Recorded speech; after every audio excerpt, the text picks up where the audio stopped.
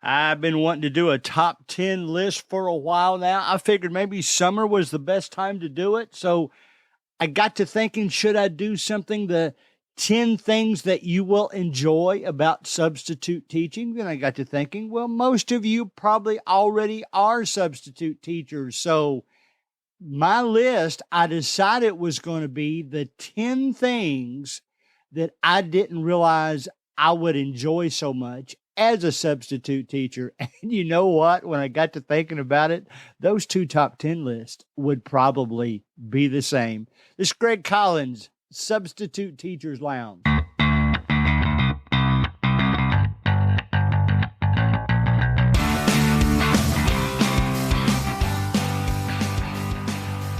As I told you last week's episode was the first one where I used the new feature from Buzzsprout called, I'm not even going to tell you what it's called. It builds artificial intelligence into your podcast, which means it's going to automatically choose a title, choose a description, give you chapter markers, and include a transcript so that if you wanted to go back and read it, you could. I was just amazed. I said that before I actually saw it work. And when I let it work, it took about 20 minutes, probably because it takes a little while to create a transcript. But it was pretty amazing. The title that you saw was automatically picked out for me. I chose one I like. I'm used to shorter titles, so it was an adjustment for me. And just playing around about halfway through the week, I changed the title to something shorter just to see if I thought it would make any difference. But it's pretty amazing. Kind of looking forward to what it's going to show up as the title for this week. But anyway, we're going to do a top 10 list today.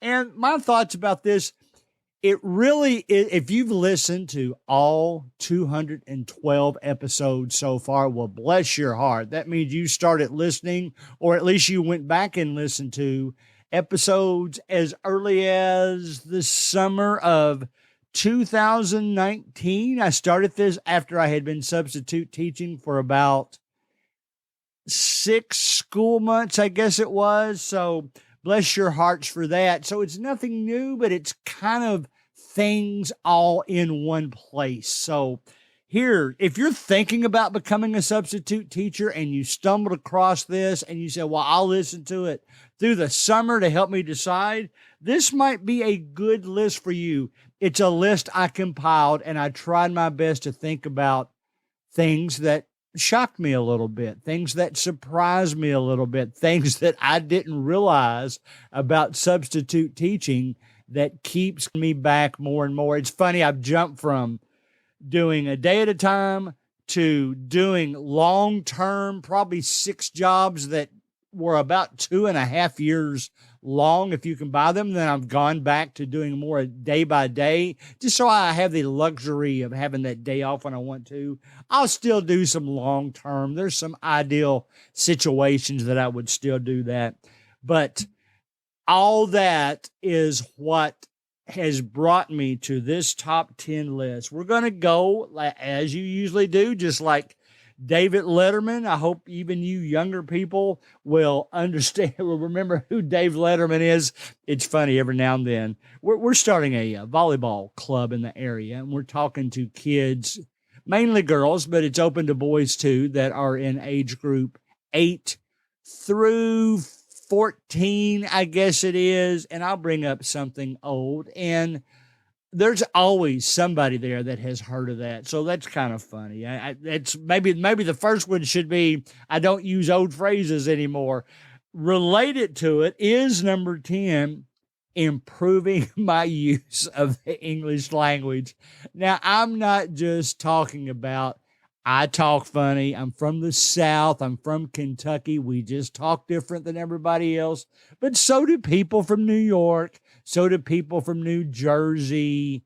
Everybody's kind of got a different dialect. Well, I'm talking about improving my English, knowing when to use words and when not to use words. And the example that I've used before was I never knew this would want me to do this, but as I substitute teach more, especially more ELA classes, I want to get my English correct. Or is that correctly? That would be correct. And I try to make sure my adverbs are right. I shared this just a few weeks ago on things you can share on the whiteboard. One of the example that I always use is, you did real good. Well, there's two phrases wrong in that I discovered when I decided I wanted to do better. Instead of you did real good, is you did really well. A lot of you knew that. A lot of you probably make fun of me. Even after I've said that, I've noticed as I go back and edit podcasts, I never do edit out if I talk funny. I edit out extended spacing. I edit out things like that. But it's substitute teaching has helped me work on my noun, adjective, my adverb, verb type of thing. And it's helped me to talk better. Now I think I talk not good. I talk well. I can actually hold a conversation with the class on when to use adverbs, when to use adjectives, and all that good stuff. So that was number 10. Number 9, I learned phrases that really don't work that well in the classroom. Now, you may immediately think of shut up, and that is what I was going to include, but there's two other phrases here that I wrote down that I think might surprise you. I try not to use shut up at all. Have I ever been pushed to the point that I've used shut up? I have. In 4.5 years, I would say I could count the times I used shut up on one hand. And it just got to the point where sometimes I would tell them, you're taking advantage of me because I'm nice. And they wouldn't listen to me. Now, the good thing about not using shut up very often, it's just like threatening to discipline somebody, your kids maybe, for somebody, and then not following through, where they're going to know that you're not going to do anything. I don't use shut up, or I use it selectively. Okay. I use it when I have to use it. There's no other alternative. I don't use it loosely. The good thing about that, since the kids know that I would rather say phrases like be quiet instead of shut up, they know that when I hit the words shut up, they better be quiet, because they don't see Mr. Collins like that very often. They know that they have pushed me to the limit, and they feel kind of bad about it, to the point that I really said it harshly one time to a class.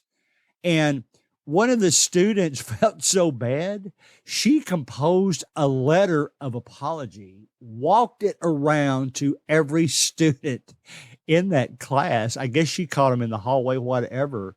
They all signed it and gave it to me. I almost got choked up when they did that. But I don't like to use that phrase. The others, I hear this all the time. I hear it from coaches too, when a student is trying something and they use the phrase, that was a good try. Well, guess what? That's really kind of a negative reinforcement, because they know right away you wouldn't have said good try if you thought they couldn't have done better. Good try. They might have thought they done well until you say good try. And good try is not a particularly flattering thing to say. It automatically now makes them realize I didn't do that right, or my teacher thinks I didn't do that right. I would try to get away from good try, because it's not the type of reinforcement they need. Good job. Say good job. You're not saying best job. You can say good job even if one student didn't do it as well as another student, because they did it better than the last time. So get away from good try. And then the last one I thought I would mention is a little bit different. I heard a teacher say once, I was kind of co-teaching. I think I might have had a class that day, like for exceptional children. So I was moving with them and co-teaching other classes. Heard a teacher say, you could be as smart as her. Well, they actually meant that to be positive. It wasn't positive. By saying you could be as smart as her, that just made that student feel like, first of all, they probably didn't think they'd ever be as smart as her, even though the teacher's intention was if you applied yourself, you could be just as smart as her. But that one really rubbed me the wrong way. Maybe there's something more diplomatic. Maybe we could have just said, if you apply yourself, you could be as intelligent as anyone in the room or one of the most intelligent people in the room, that kind of thing. All right, now we go to number 8. I have learned how to practice restrained discipline. You're going to have to discipline sometimes, but the main thing that I try to do is when I discipline, let it cool for about 5 minutes and then make an excuse to go back and talk to that student, not about what happened. Let's just forget about it. Talk to them about something else. Talk to them in an uplifting, jovial way about something else so that they know, yes, I had to discipline you, but I'm not mad at you. It's over. You probably did something that I may have done in class when I was your age. So don't come across as the person that disciplines and never gives the kid another chance or never lets the kid realize that they're better than that momentary time when you had to discipline them. Okay? So here we go. Number 7. I learned that little things matter. The 2 I wrote down, and you're going to have your own. And some of you, it doesn't matter how much I say, you're not going to do it. That's okay. That's who you are. All right? One of them is, I went in one time that I was a long-term job, and the teacher's pencil sharpener was terrible. So terrible. I co-taught with her a few days, so I knew what I was doing before she left.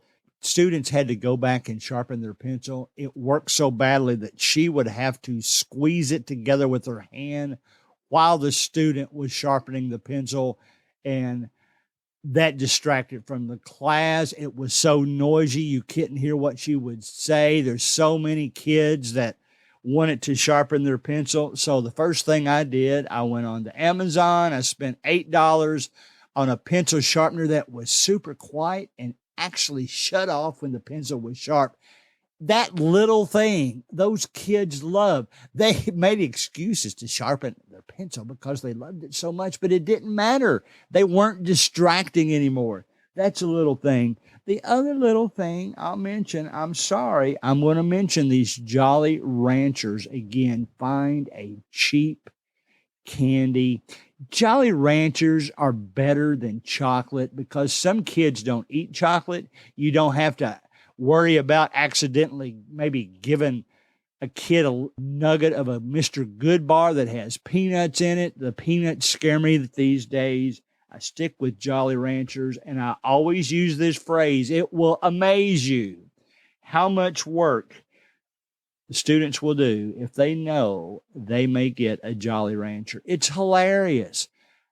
Students that don't, I hate to say this phrase, you've got students that you actually categorize in this category, even if it's right, even if it's not right. You categorize them as students who won't do anything. All of a sudden, if you put it in a competitive environment and reward with the Jolly Rancher, maybe try to think of ways where a lot of students can get a Jolly Rancher. Maybe not everybody, because then they're going to expect that without working that hard. Maybe you got a big project that they get a Jolly Rancher at the end, but think about that. That's a small thing you can add. Number 6, my poor family. I've shared my corny sense of humor with them so much. They know every joke I've ever told. My sons will sometimes repeat things to me that I've told them that I don't even remember telling them. In fact, I use it again. The jokes that I've liked to share with my family. that I can continue to share with strangers when we go on vacation together, because that's just who I am. And the strangers laugh and my family just rolls their eyes. Well, guess what? Number 6 is I have a new audience with students. I can share those corny jokes, those corny tricks, all those things. And here's 6th to 12th grade laughing at those. I've had students tell me that the reason they like me as a substitute teacher, I don't just make class fun, I make class funny. They know I will joke around with them. Joking around keeps the students loose. It keeps them on task too. If you joke with them, maybe you're distracting for a little while, but all of a sudden they're laughing. They feel looser about what the assignment is. They feel more comfortable about talking to you for sure. And I think it works out real well. Guess what? That was number 6. This may be the first episode ever that I actually planned to have a cliffhanger. I knew that I wouldn't get through all 10 of these today. I think maybe it would be too much if I tried to do it faster and got through all 10 of those. So next week's episodes, we're going to have number 5 through number 1 of what surprised me in my top 10 list about substitute teaching that keeps me coming back. So stay tuned for next week. Now, pardon me while I go see what the title of this podcast is going to be.